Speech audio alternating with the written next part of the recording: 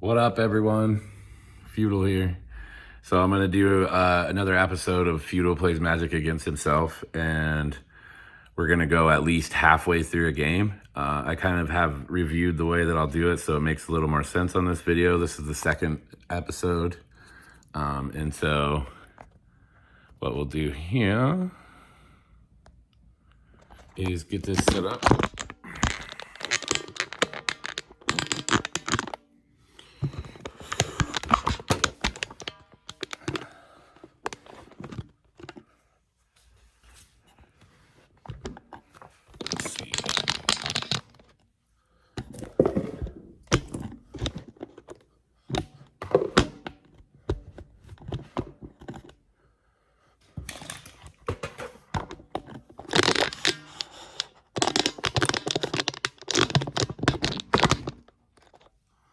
All right, so that's pretty fair.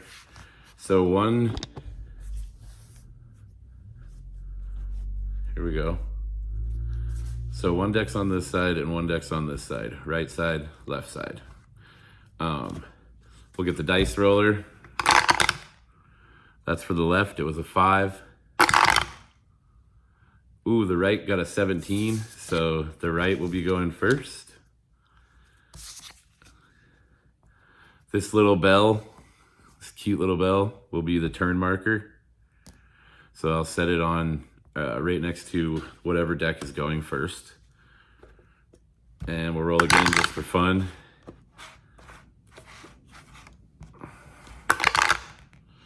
Oh, and then just for the video, we can roll the weird dice one time. So these are they like have like shapes and pictures and like little monsters and stuff. So we'll just roll them for fun. Sometimes I roll those to see who goes first for the turn. You just pick some pictures, and if one of your pictures wins, you go first.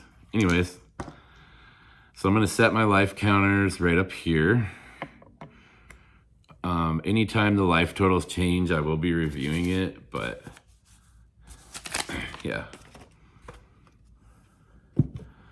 All right, so just like every video, I'm gonna give little tips and stuff. So I don't know if you remember from the last video, the ultimate shuffle, but I do that each time I start a game. This helps you to know that you have the same amount of cards every single time you start. Sometimes when you're playing in tournaments and stuff, you have to people insist that you, if your card enchants one of their cards or whatever, people insist that you put your card over on their side, but then they wind up taking your card to their next table, which is just a pain in the ass for everybody. And so, yeah. That's why I do an ultimate shuffle every time, is not only to be able to shuffle correctly and nicely, but also to make sure that all of my cards are still in my deck when I move on to the next opponent. Today's opponent is just myself, so these videos are kind of like, you know what we'll do? We'll flip this side. There we go. So these videos are kind of like, playing chess against yourself, but I'm playing Magic against myself. And just to review, in case you didn't catch episode 1, yesterday I played these two decks against each other for like 10-15 minutes, and I don't remember which one came out on top, but I do remember that I explained that these were decks that I had drafted at different points. One deck is a draft deck from work, and another deck is a draft deck out of cards I had at home. I recently sold a lot of my Magic collection, so, the cards I had at home were like Avatar and Spider-Man, because those are the ones I like to collect, or like visually. Those are my favorite ones to collect. And Avatar is like obviously one of my favorite shows. So we're going to do the same thing for the deck on the right, that ultimate shuffle / count method. And I always just mix up the order of where you're putting it. There's really no wrong way to ultimate shuffle.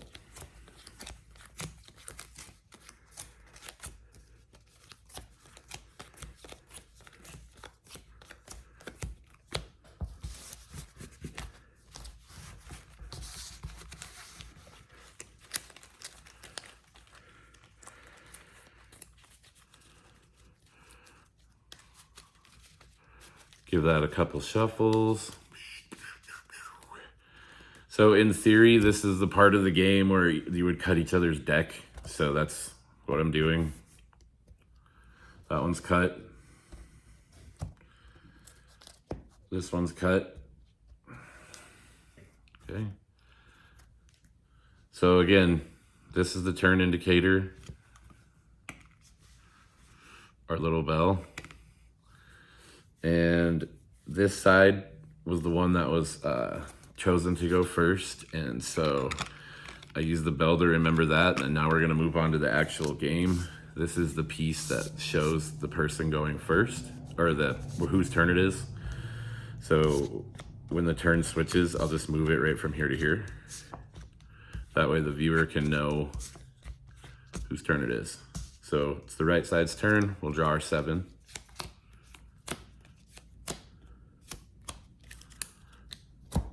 Left side, we'll draw for the left side as well. I won't look at either. It's just gonna be, just gonna draw so they're both ready. 4, 6, 7. All right.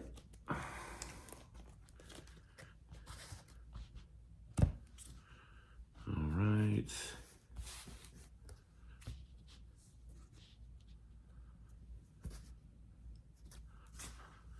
Okay, so when I'm not playing the hands on each side, I will have the deck or the hands out of view of the actual battlefield. So one side of the battlefield is the right side's battlefield and the black side is the left side. So the game's starting. It's gonna be on this side here. Let's see what I got for my first 7 cards. Now again, some of the cards I have in these decks are proxies because I just don't want to spend any extra money buying lands and stuff like that, especially for decks that I'm just drafting for fun. And so let's see here. All right, let's see what we got. So this hand is pretty decent actually. So it's got 3 lands in it and 4 miscellaneous cards. So I would say keep in any situation. And then I'll play my first, or before we decide, it would be like a normal thing. So this side is keeping. Now we're gonna go over here and see what we got going on over here. I'm gonna mulligan this side. No shame in a mulligan. Most people, if you're not at a tournament, will just let you mulligan back to 7 because that way it's just still an even game. And so for that, in that case, and in that case's sake, I'm gonna just mulligan this deck back to 7 as well. That way both of them are on an even playing field.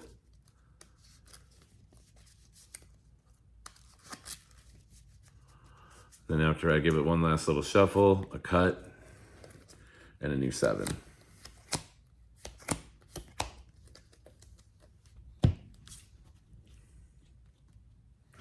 Perfect.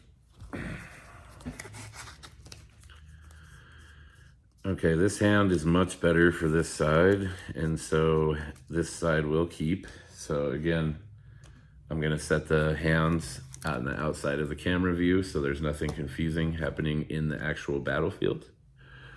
We're gonna light a little bit of a smoky and get on our way. Take a little drink. Remember my Void viewers, take a little drink every once in a while and just chill out. Hang out, have a little smoke, do whatever you do, but just make sure that you're taking everything in moderation, even moderation. Sometimes you can go crazy, but yeah, take everything in moderation. I heard a really good quote yesterday. I was going over some old Kobe interviews, and his favorite quote was, rest at the end, not the middle. So we're going to use that inspiration today, and we're going to try to make it to the end of the game, maybe before an hour. If it goes past an hour, I'll stop the video because no one's probably watching at that point. But anyways, let's get back to the game. All right, so right side's going first.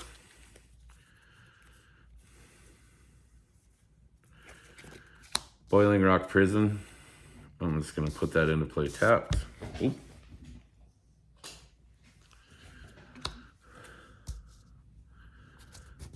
Oh, I'll just set the whoever's turn it is on the top of the deck. So Boiling Rock Prison into play tapped. And say go. Left side's turn, so I'm gonna untap, upkeep, draw, put the card counter or the turn counter on left side.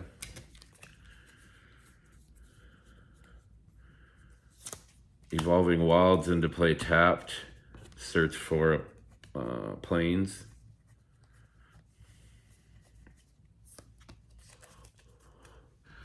This comes into play tapped. Planes goes, or the Evolving Wilds goes to my graveyard. If you're already familiar with the rules of the game, then you know exactly what just happened. If you're not familiar, Evolving Wilds just allows you to put out the card and then tap it and search for a card of the color that you need. And so for our beginners, right? So I've got a planes out tapped. This side cannot do anything else at the moment. And so we will say go to this side. Untap, upkeep, draw, card counter, or turn counter.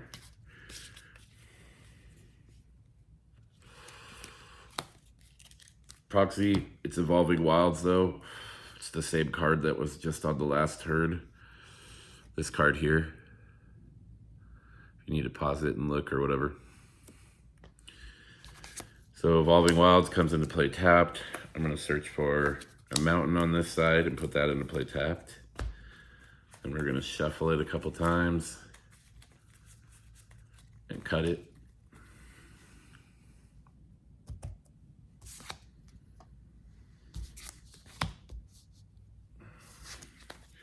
I don't believe there's anything.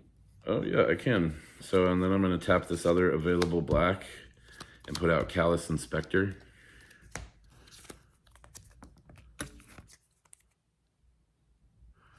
So Callous Inspector is a 1/1 creature with menace, which just means it can't be blocked except by 2 or more creatures. And when it dies, it deals 1 damage to me, but I get to create a clue token. All right, and then we'll just grab a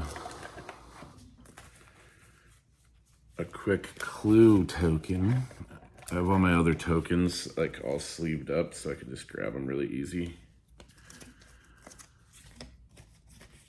All right.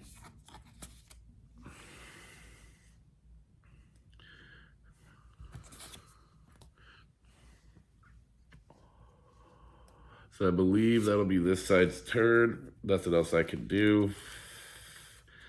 Played my lands, did all that stuff. So this side is good for its turn. We're gonna pass over here. Untap, upkeep, draw, put the turn indicator on that side.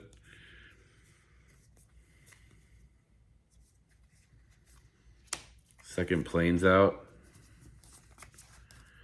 Tap both of them for Kyoshi Battlefan.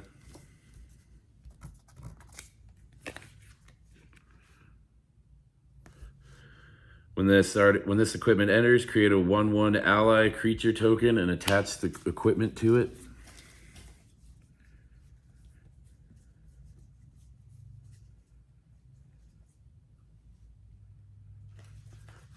There's our 1/1 ally.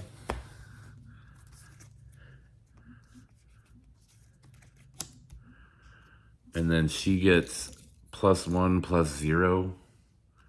So we will put her right here with a little +1/+0 counter.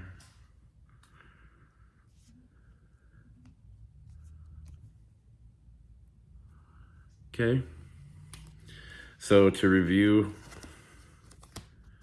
got the ally token out with the Kyoshi Battlefan on it. This side will be good.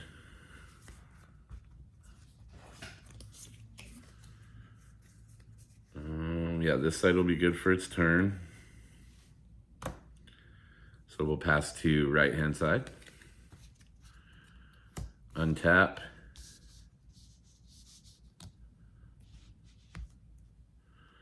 Upkeep, draw.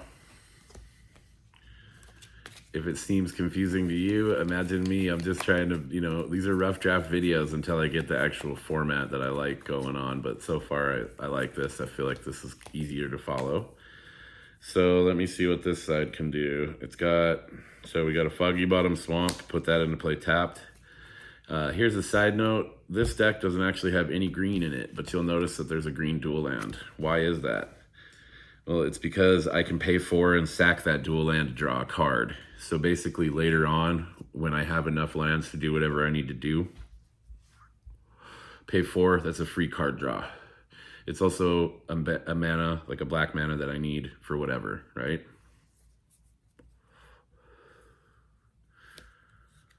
So we're gonna do the last 2 available. They're just gonna be used as colorless for Ong's Journey. This has a kicker on it. If you pay the kicker, you get 2 life, and if not, you just get to search your library for a basic land card, put it into play, tapped. So I'm gonna grab a mountain, put that into play tapped.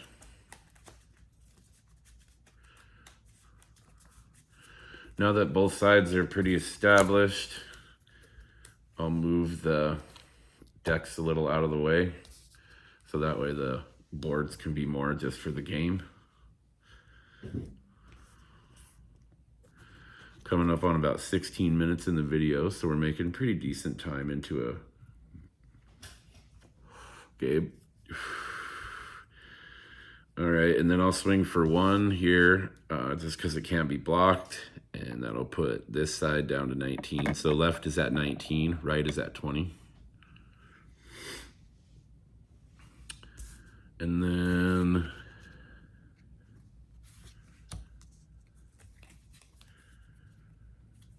that is all this side can do for right now.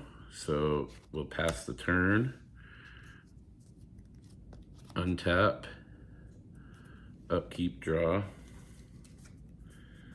This is one of my favorite planes, the ones with Appa, just exploring. I don't need that right now though, I need this swamp.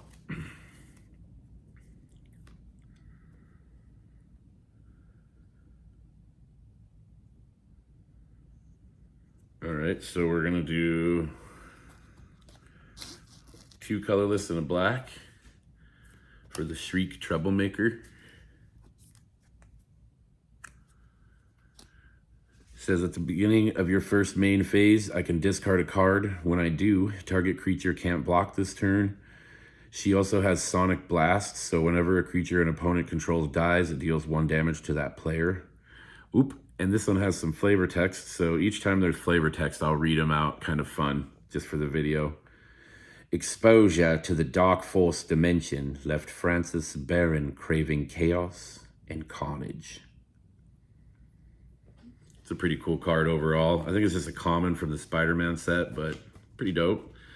Since no one's open right now on that side, I will swing for 2. So the life total is now 19 left, 18 right.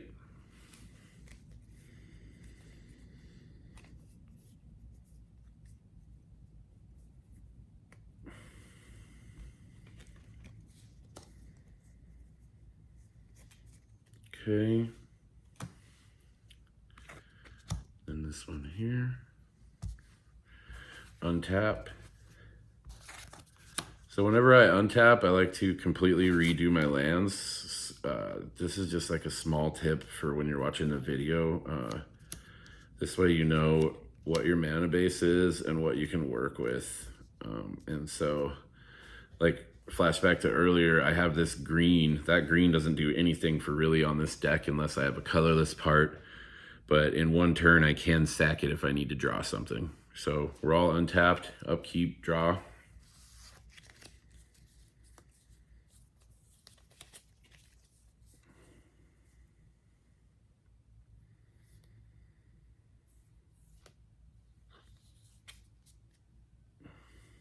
Okay, so 2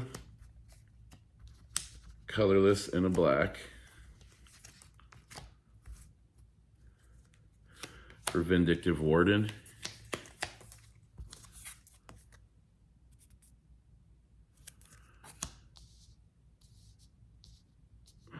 Vindictive Warden has Menace, just like the Callous Inspector, and Firebending. So whenever I attack, I can add a red. And then I can pay 3 to deal 1 damage to each opponent, which I don't need to do right now.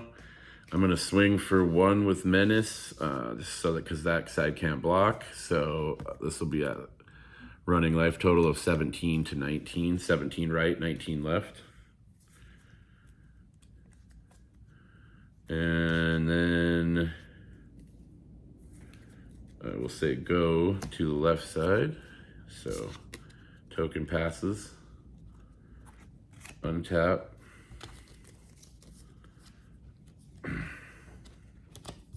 Untap. Draw.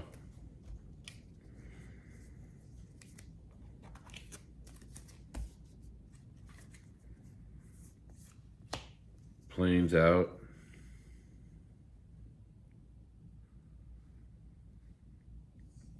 I'm going to pay a black and 2 colorless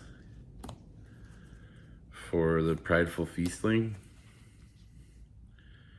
So it's a changeling, which means it's every creature type, and it has lifelink. So when it deals damage, I get that much life back. And then this is the first main phase, the beginning of it. So I can discard a card. Yeah, I'll do that. So I'll discard a card to make it so that this guy can't block. I'm going to discard... Okay, I'm going to discard Appa.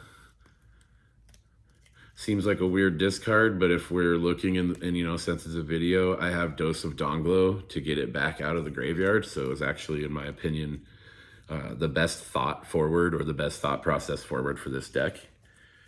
And so he's discarded. I draw a card. That guy can't block, so I'll swing with everything, which will be 2, 4, 5, 6. Oh shit. So left puts 6 damage on the right. So the right is at 11 and the left is at 19. Interesting. Oh shit. I'm getting a phone call, and my main source of filming is my phone. So we'll have to end the video right here. Thanks, Void viewers. I'll see you guys for episode 3.